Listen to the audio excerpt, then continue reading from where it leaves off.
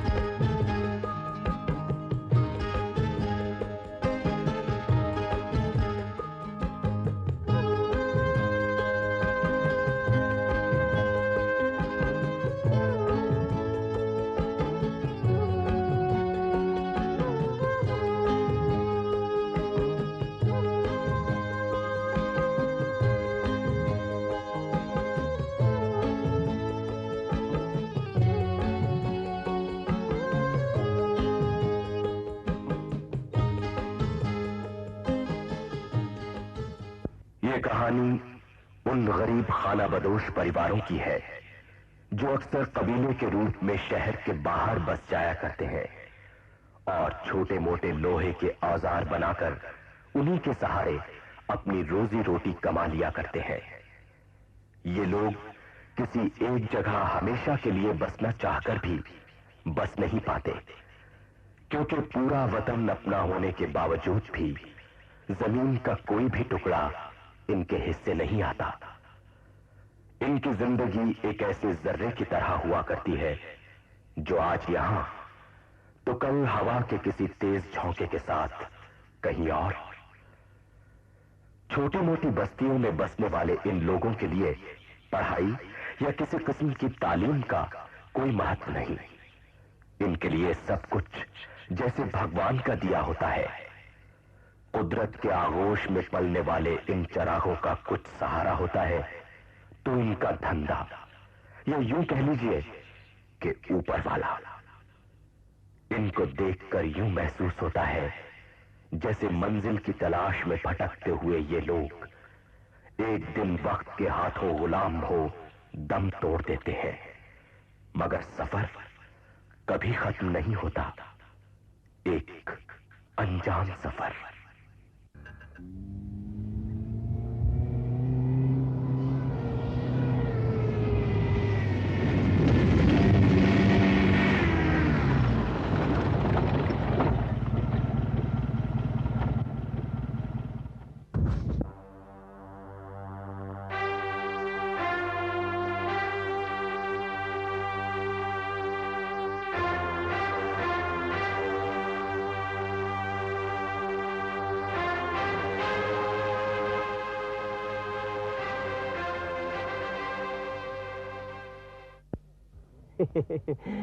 इससे बेहतर जमीन तो मुझे कोई लगी नहीं। आप ही देख लीजिए जो भी है। मामला तो इस जमीन का जो भी है हुजूर तय हो ही चुका है, बस आप ही की यहाँ करना बाकी रह गया था हुजूर। भुगतान करवा दो। रजिस्ट्री कब तक होगी? कल तक हो जाएगी हुजूर। आप तो बस नक्शा बनवाने का जो भी है हुक्म दे दीजिए हुजूर, बाकी सब मुझ पर छोड़ दीजिए। ये क्या है? ये झोपड़ियां हैं हुजूर। वो तो मैं भी देख रहा हूँ, इसी जमीन पे है ना? हाँ हुजूर, लेकिन आप चिंता न कीजिए, मैं सब ठीक कर लूंगा। मगर यहाँ रहता कौन है? वो कबीले वाले रहते हैं हुजूर, कुछ अरसे से जो भी है।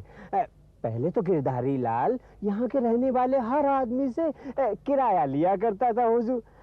आप चिंता न कीजिए, वो भी मैं सब संभाल लूंगा। लेकिन काम शुरू होने से पहले इन्हें हटाना जरूरी है राम प्रसाद। हटवा देंगे हुजूर, आप चिंता न कीजिए, हट जाएंगे। ये क्या हो रहा है? अरे कुछ नहीं हुजूर, ये तमाशे तो चलते ही रहते हैं हुजूर। आप चिंता न कीजिए, मैं सब देख लूंगा। आइए हुजूर।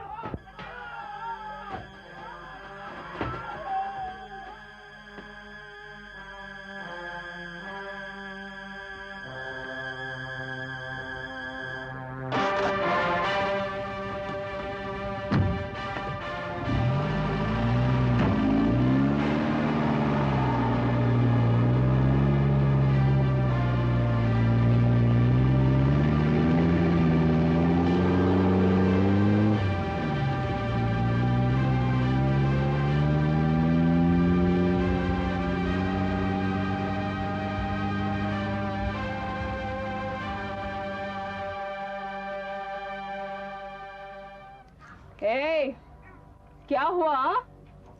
क्या हुआ अगर मैं कुछ काम नहीं करता तो? वो इस कबीले के सरदार का बेटा है, मेरा भाई है। बोल दिया मैंने। हाँ, अगर किसी ने जबान खोला तो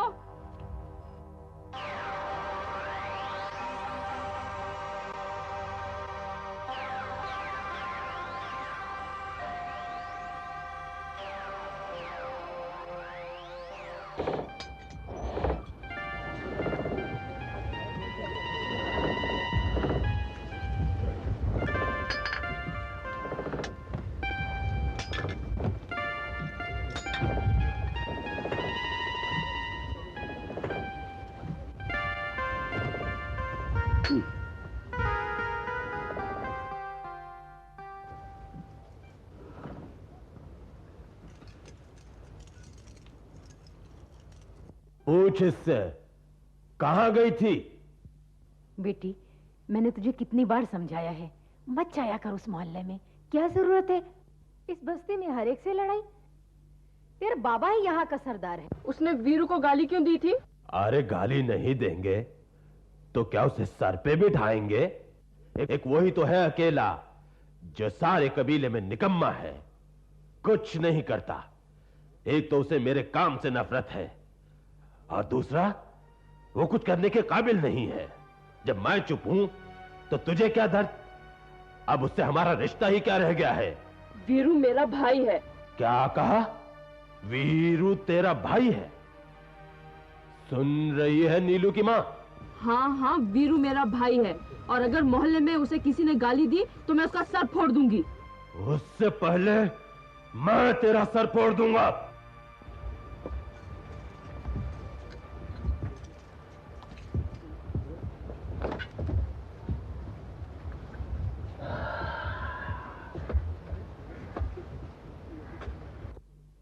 कहाँ गया था तू? ये सवाल पूछते पूछते तेरा सवाल घिस गया है। क्या मिला है आज तक तुझे कोई जवाब जो अब मिलेगा?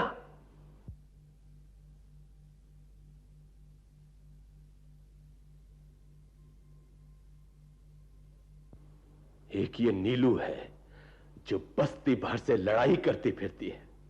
मैं कहता हूं आखिर ये सब किस लिए कर रही है? मान क्यों नहीं लेती? आज मैं कबीले का सरदार होता हुआ सारी बस्ती में सर उठाकर चल नहीं सकता। एक तो इसे मेरे काम से नफरत है और दूसरा कोई काम हम कर नहीं सकते। बेटा खुद कमा के खा तो पता चले।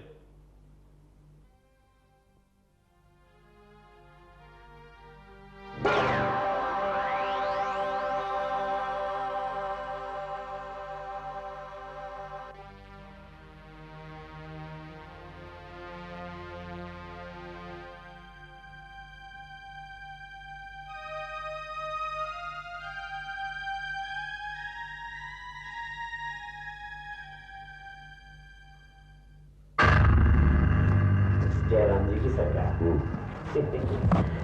वो सब कुछ हो गया सरकार। ये रहे रजिस्ट्री के कागजात।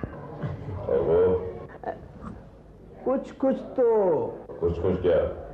सरकार कुछ तो वैसे ही मान गए हैं और कुछ साफ साफ सुनने की आदत है हमें राम प्रसाद। अरे कुछ नहीं सरकार, वही 2-4 लोग हैं। अरे यूं समझिए देवदयाल ये है और कुछ नहीं सरकार। वो नहीं मानता, यही ना? कोशिश तो की थी मगर क्या? सरकार वो कबीले वालों का सरदार और उसका बेटा वीरू। मुंशी जी हुजूर। ऐसा करो, काका को यहाँ बुलवा लो। यहाँ हुजूर? बुला लाता हूँ हुजूर। सुनो हुजूर। वो शायद यहाँ नहीं आएगा, हम खुद पहुंच जाएंगे।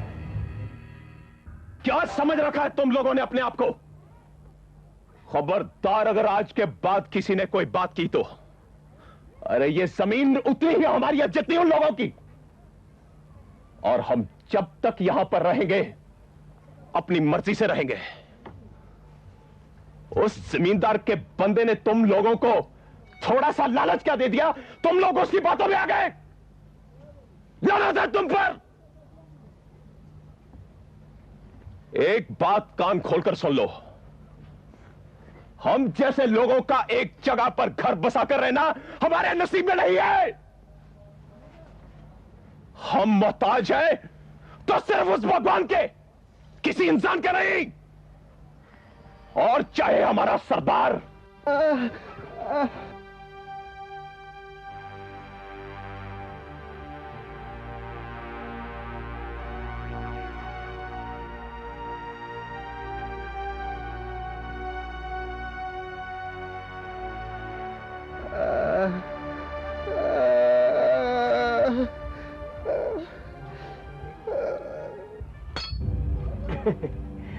सरदार देवदयाल, सरकार खुद आए हैं चल करके बात करने के लिए, जो भी है।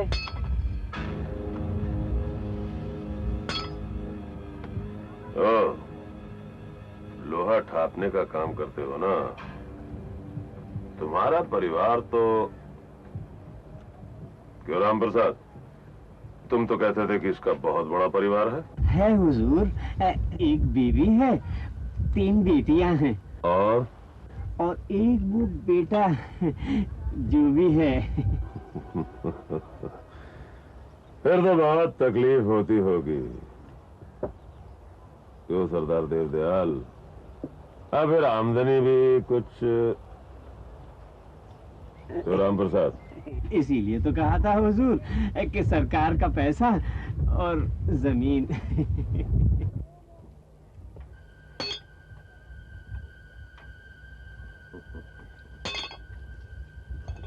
बापू, बापू, आज तो मजा आ गया। शहर में इतना घूमे हम लोग, और ये देखिए चूड़ियां।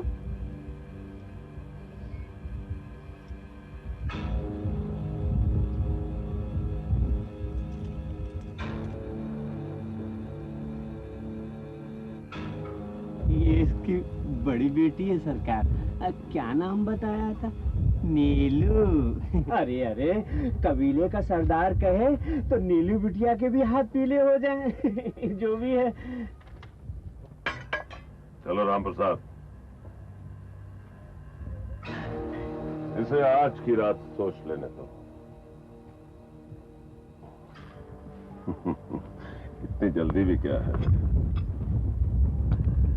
सुना सरदार काका, मुझे ना सुनने की आदत नहीं है।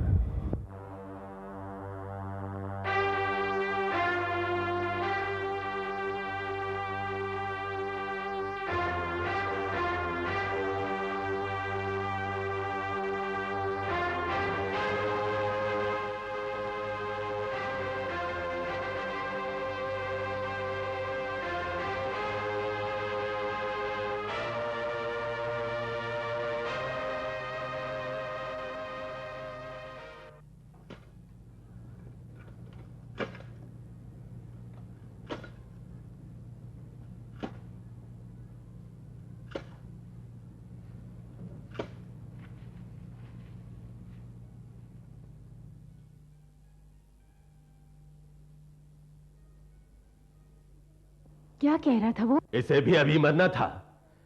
क्या जरूरत थी मेरे पास रुकने की? इस बेचारे को क्यों डांट रही हो? इसको बेचारी कहती हो? ये तो आफत है, आफत। यही है हमारी बदकिस्मती का कारण। गला क्यों नहीं घोंट देते मेरा? जब देखो।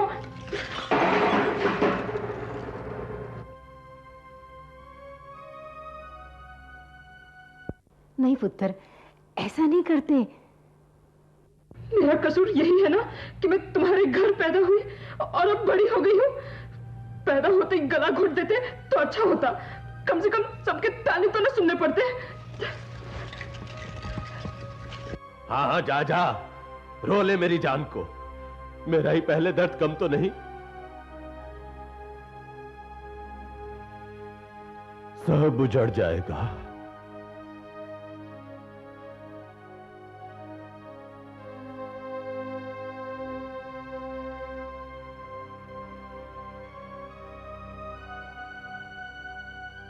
न जाने ऊपर वाले को क्या मंजूर है। अब तो यहां रहना सिवाय बर्बादी के और कुछ नहीं गंगा। अब तो मेरे काम की कोई कीमत नहीं और ना ही कोई और दूसरा सहारा। और ऊपर से ये जमीन का झगड़ा। गंगा, ये तो सब इस मट्टी का खेल है या भाग्य का। मुझे तो डर लगता है कि कहीं यह कबीला। काका, अपने पास कहीं और जाने के लिए रहा ही क्या है? इस हालत में ये जगह छोड़ना।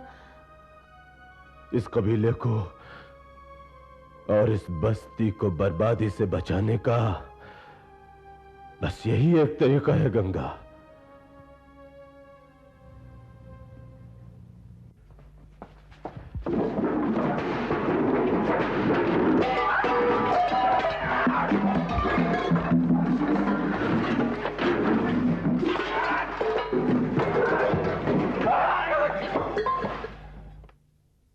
क्या हुआ? कुछ नहीं। ये जगह इस कदर मनहूस साबित होगी, सोचा भी ना था। आज घर में जवान बेटी न होती तो। रघुबीर की आंखें देखी थी मैंने। तुम्हारा मतलब है? हाँ गंगा, अब और कोई रास्ता भी तो नहीं है।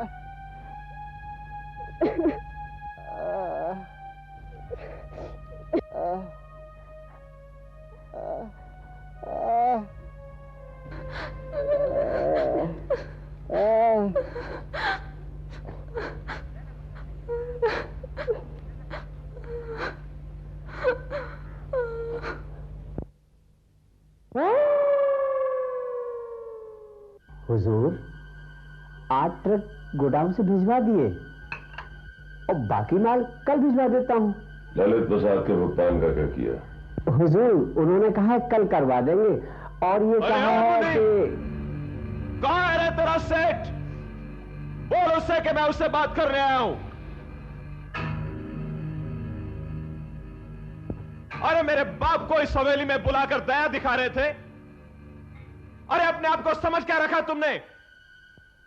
यह मत भूलो कि तुम भी हमारी तरह एक इंसान हो, भगवान नहीं। ये कौन है? हुजूर, वो सरदार का छोकरा है, वीरू। अरे हम कबीले वालों की मजबूरी के साथ खेलना का खेल है ठाकुर। तो सोचता है कि मेरा बाप कुछ नहीं समझता और मैं कुछ नहीं कर सकता। लेकिन एक बात याद रख, अगर आज के बाद तुमने उस जमीन पर अपनी नजर भी डाली तो मैं इस हवेली की ईंट से ईंट बजा दूंगा। तो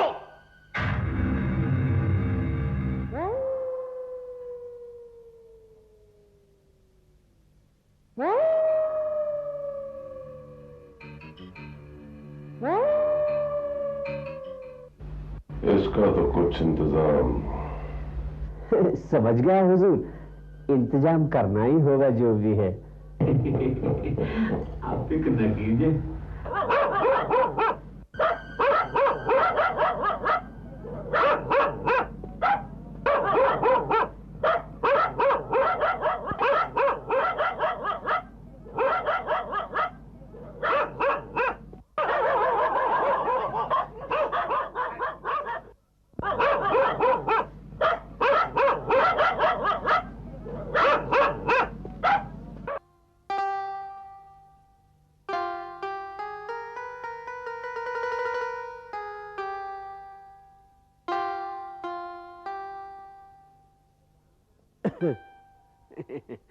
राम राम सरदार काका।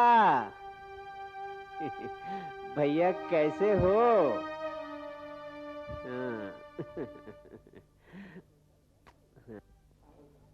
कुछ सोचा तुमने? अरे फैसला तो कर ही लिया होगा। उसमें सोचना क्या है, हैं? आप सबकी भलाई की तो कह रहा हूं मैं। लेकिन ये जगह तो, यानी इस जमीन पर तो जो भी है। इस जमीन पर अब तुम्हारा हक है, यही कहना चाहते हो ना? चले जाएंगे, मगर इस तरह से नहीं। हमारी अपनी भी कुछ मजबूरियां हैं। वो तो मालिक ही। नहीं चाहिए हमें तुम्हारी और तुम्हारे मालिक की दया। लेकिन एक बात याद रखना, अगर हम इस जमीन से उजड़ गए तो ये जमीन तुम्हें भी कुछ नहीं दे पाएगी। सोच लो काका, फिर न कहना कि मैंने समझाया नहीं। हाँ।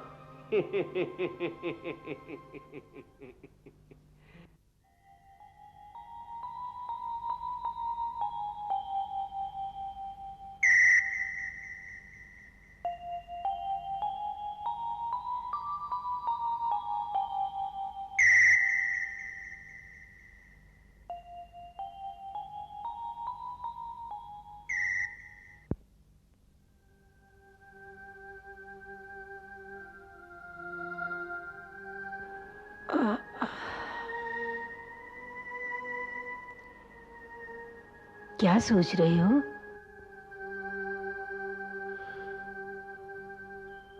पता नहीं किस पाप का बदला चुका रहा हूं।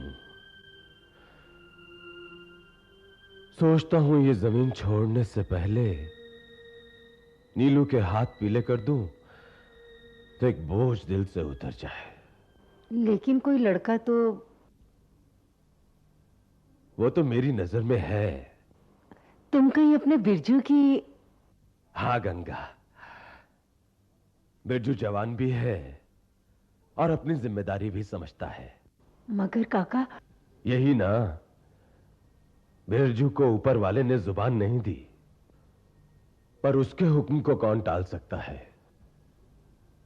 और फिर हमारी नीलू भी, बेचारे बिरजू की मां बचपन में ही गुजर गई। हर बाप को समंदर ने खा लिया। अगर बिरजू का इलाज करवाया जाता तो वो ठीक हो सकता था, पर हम कबीले वालों के पास इलाज के लिए इतने पैसे ही कहां हैं। मगर काका वो। बिरजू का धंधा मेरे काम से कहीं ज्यादा अच्छा है। खून पसीना एक करके लकड़ियां काट काट कर कुछ तो कमा ही लेता है। माई, माई, माई, वो वीरू को। क्या हुआ था वीरू को? वीरू को पुलिस पकड़ कर ले गई। वो उसने क्या था उसने लड़ाई की थी ना। किससे की थी लड़ाई? वो जमींदार के आदमी से, मुंशी से। माई, बापू कहाँ है? माई कुछ करो ना, तुम्हें कुछ करो ना माई, कुछ करो माई, माई, माई कुछ करो।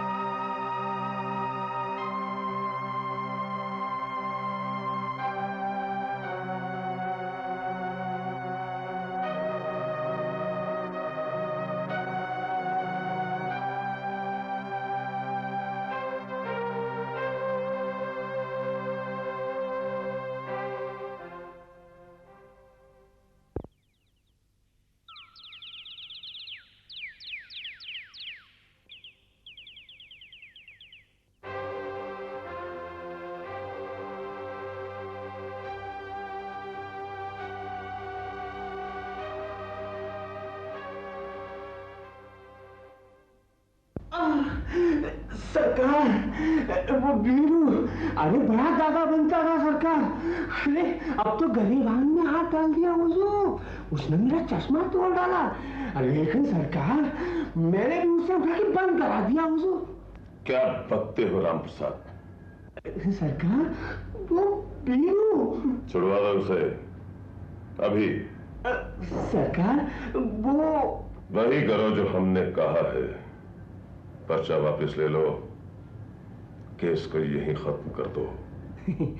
सरकार राम प्रसाद तो वही करेगा जो सरकार कहेगी, मगर वो देवदयाल और कबीले वाले जमीन खाली नहीं करेंगे सरकार। और वो हवेली के जमीन तो खाली करेगा वो, यहां शायद ना आए। देखो, वो लोग आसपास इलाके में भी नहीं बसने चाहिए और ना ही उन्हें कोई काम मिलना चाहिए। उसकी और कबीले वालों की जो भी थोड़ी बहुत आमदनी है। समझ गया सरकार, ये भी हो जाएगा सरकार।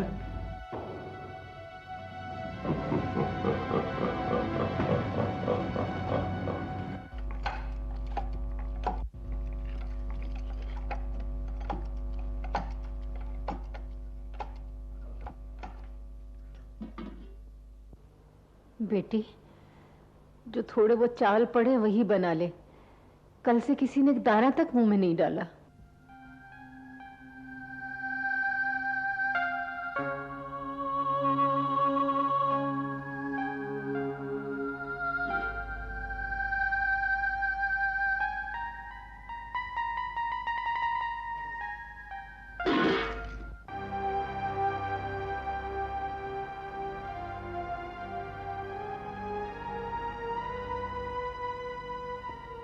कुछ सुना तुमने?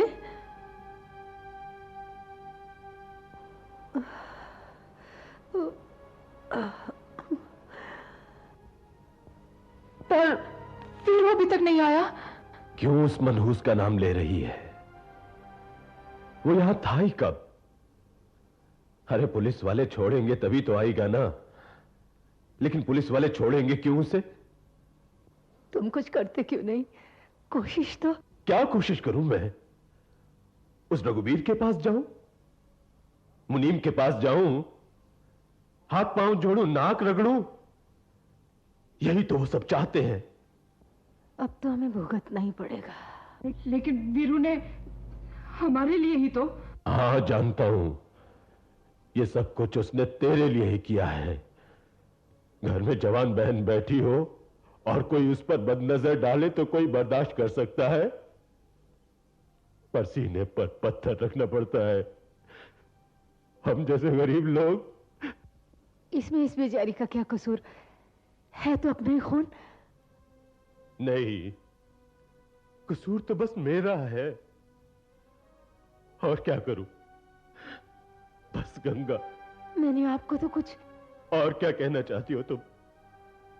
जहर खा लो? जी तो चाहता है सारी बस्ती को आग लगा दूं और हवेली को भी।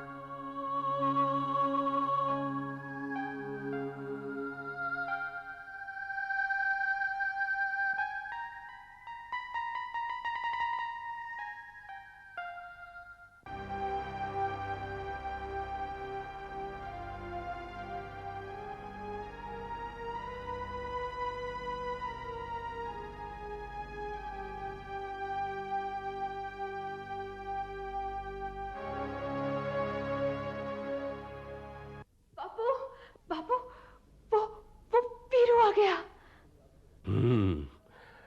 तो जा उसके स्वागत की तैयारी कर। बहुत बड़ा कारनामा करके आया है ना। खुशी किस बात की? चल जा अंदर।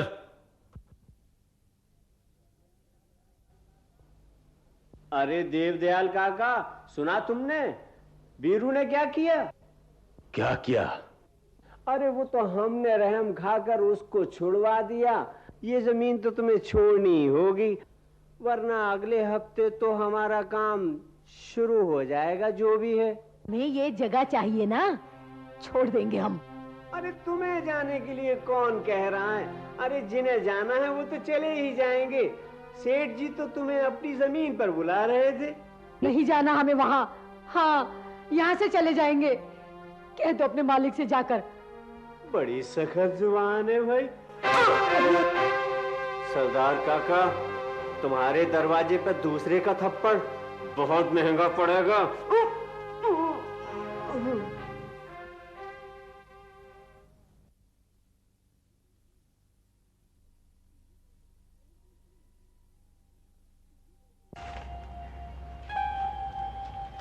ए बिरजू, तू भी क्या सोचता रहता है रे काका की तरह? देख क्या लाई मैं तेरे लिए।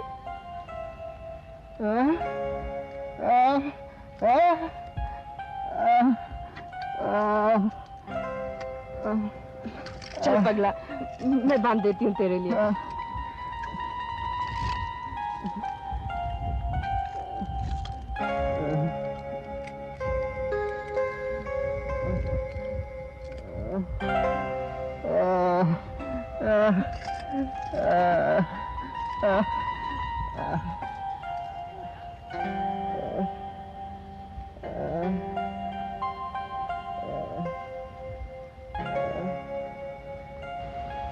ये मेरी प्यार की निशानी है।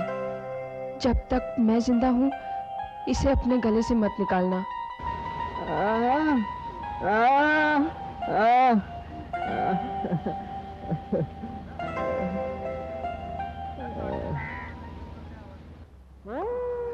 अपने आप को ज्यादा क्या समझ रहा है? अरे मैंने भी, मेरा नाम राम प्रसाद नहीं जो चाट नहीं। अरे बीरू, तू यहाँ क्या कर रहा है? क्यों मुंशी राम प्रसाद, कहाँ है तेरा सेठ? हाँ, सेठ के चमचे आज फिर मेरे घर गए थे। तुम्हारी हिम्मत कैसे पड़ी मेरी बस्ती में जाने की, मुझे जेल बिठा?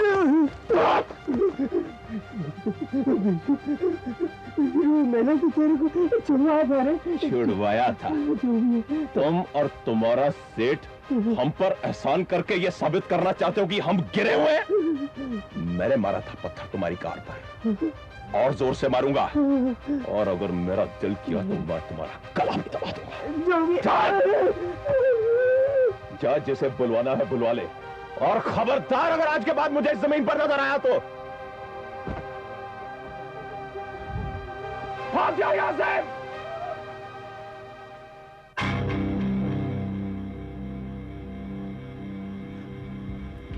जो भी है हुजूर, देख लीजिए बहुत बेइज्जती हुई है। उसे छुड़वा कर। बुढ़ा क्या कहता है?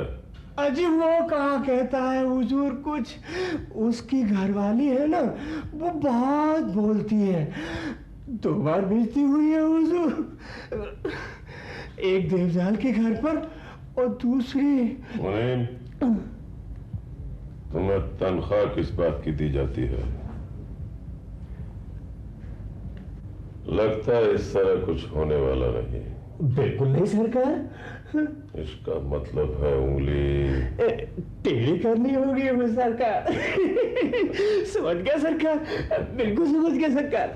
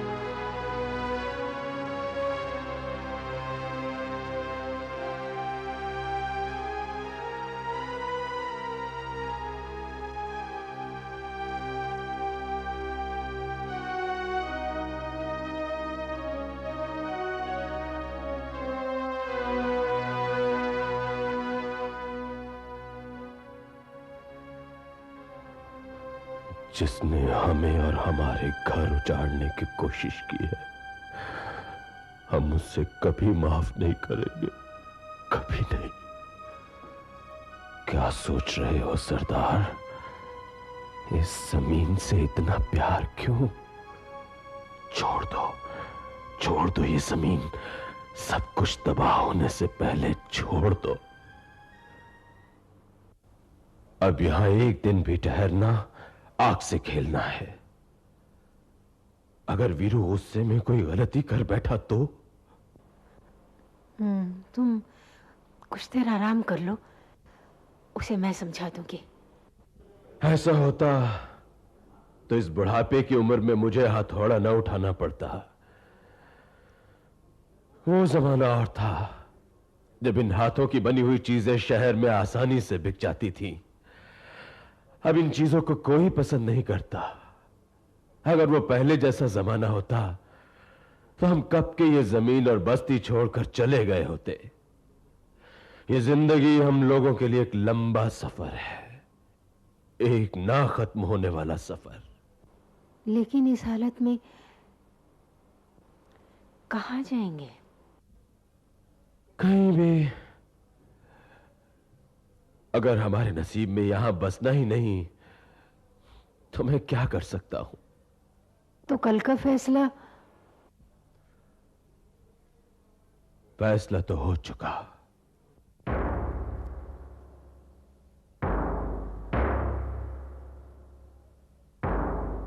आप सबके दिल में क्या है इसका अंदाजा मुझे है, और इसका एहसास भी आप सबसे ज्यादा है।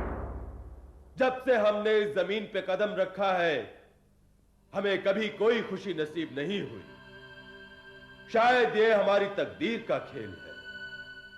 हमारे सीने में भी दिल है, अरमान है, मगर ये सब नसीबों का खेल है। जो दर्द आज मैं महसूस कर रहा हूं, वो दर्द मैंने पहले कभी महसूस नहीं किया। न जाने तकदीर हमें यहां से कहां ले जाए, ये सब ऊपर वाले के हाथ में है। मगर कल सुबह तक हम ये जमीन छोड़ देंगे। लेकिन वो जमींदार किस किस से टकराएंगे आप सब लोग? पहले ही कम मुसीबतें नहीं हैं। आदमी आदमी से टकरा सकता है, लेकिन अपनी तकदीर से नहीं। कबीले की रवायत के मुताबिक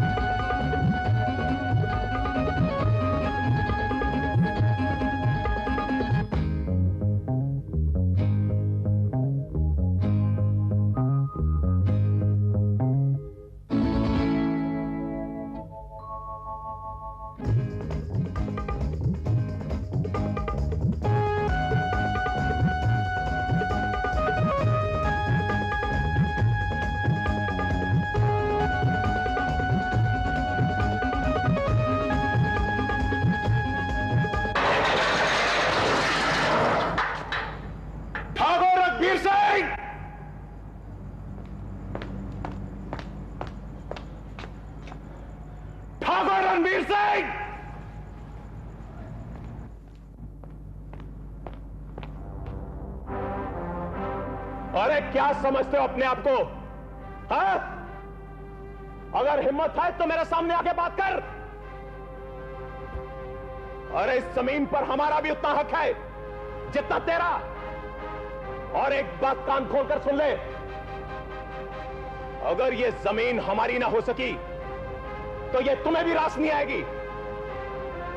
तुम्हारे जैसे बड़े लोग इस जमीन को पैसे के बलबूते पर तो खरीद सकते हैं, लेकिन कबीले वालों का दिल नहीं।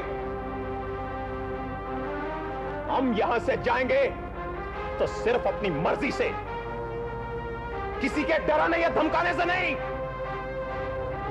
यह जमीन छोड़ने का फैसला सरदार ने लिया है, तुमने नहीं।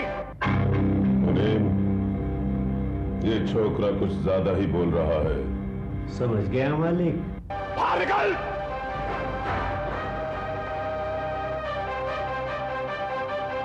तेजा,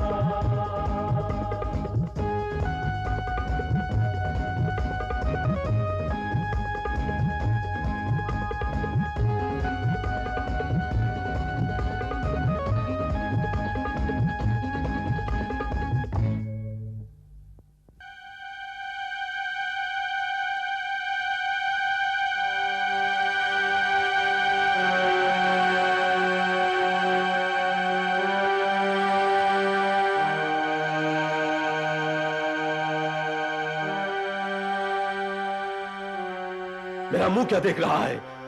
जल्दी हकीम को बुला के ला। नहीं बाबा, अब मुझे किसी हकीम की कोई जरूरत नहीं। मुझे जो कहना है वो कह लेने दो। हाँ माँ, काका, मेरी वजह से हवेली वालों से टकराने का फैसला मत करना। जो कुछ भी होना था सो हो चुका। उसे भूल जाओ। देखो, नहीं तो ये कबीला हमेशा के लिए तबाह हो जाएगा।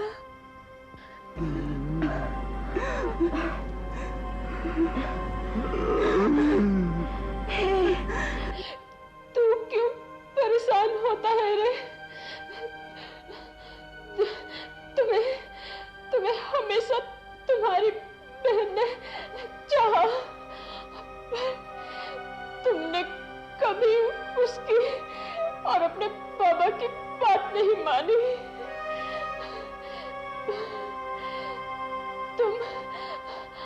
हाँ वीरू, सिर्फ तुम ही इस कबीले को बचा सकते हो।